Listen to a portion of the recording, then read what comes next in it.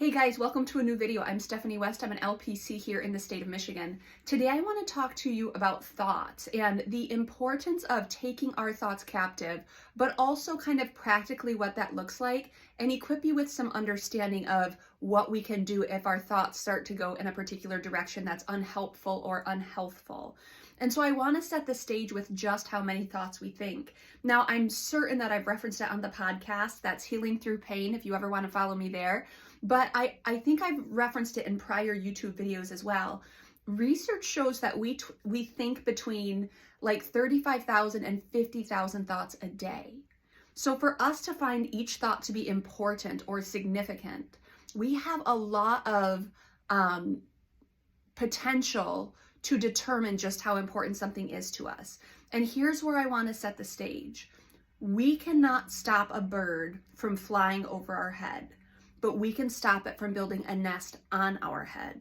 And I want to apply that to our thought patterns. We cannot stop a thought from showing up. 50,000 of them do every day potentially. But we can stop a thought from building a nest on our head or becoming a really big deal to us.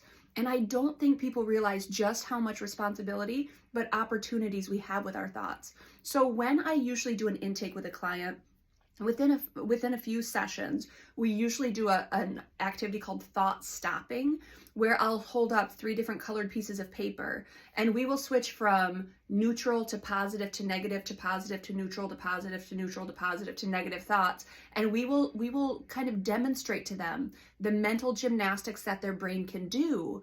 Because if you don't believe that you can control your thought patterns or heavily influence them at least, you're not going to have effective treatment here in therapy. Because a lot of what we start with is handling your thoughts, because it is the launching point for so much of the distress that we experience. But we can't stop thoughts from showing up. We can stop them from camping out. So for example, one of the things that we do here at the clinic is we have kind of a home run hitter. And so what that looks like is every month there's a newsletter and you give a shout out to employees along the way, but every month one employee is picked as the home run hitter for that month. So there'll be a little write-up that says, hey, thank you for your contribution. This is why you were acknowledged and you're a good part of the team.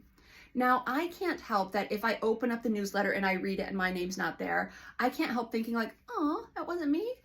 But if I sit there and I let that thought matriculate and that thought become really important, suddenly I'm like, what? I'm not as good as this person? I haven't gotten a shout out. What the dickens? Like, I don't do good work here? And I turn it into something significantly bigger than it is because I let not only the thought pass by, but I grabbed it and said, I'm going to turn that into something significant. And now my body is experiencing physiological distress. My mind is experiencing mental distress because I've taken a thought and I've clung to it and I've now developed it into an issue. We have so much influence over what we do with our thoughts. I can't stop it that I drive down the road and someone cuts me off and I'm like, what a jerk. But then I can say like, Steph, relax. This person might be in a hurry. They might just be distracted, whatever it is. I can talk myself through the distress. But if I've decided to be offended, if I've decided that, cutting me off is disrespectful and they cut me off and I'm sitting there, working myself up and increasing my blood pressure and allowing stress to, the cortisol of stress to dump in my stomach, and I'm making it into a bigger deal. I've now taken something that could be a totally inane experience and I've created an issue for my body to handle, for my emotions to have to process through. So what happens when I open that newsletter and I see that it's not my name?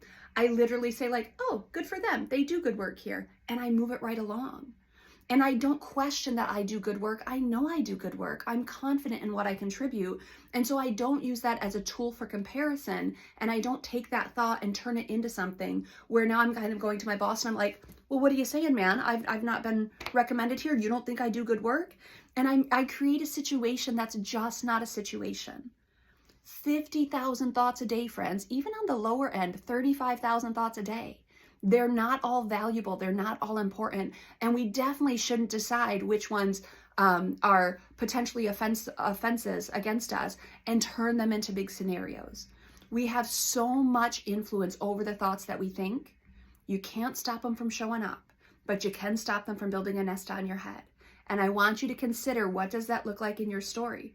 And if you need help, come see someone who is really kind of good at doing that, because I've re-wrangled my thoughts and rewritten how my brain organizes. I know how to do the work and I know how to walk with you through it.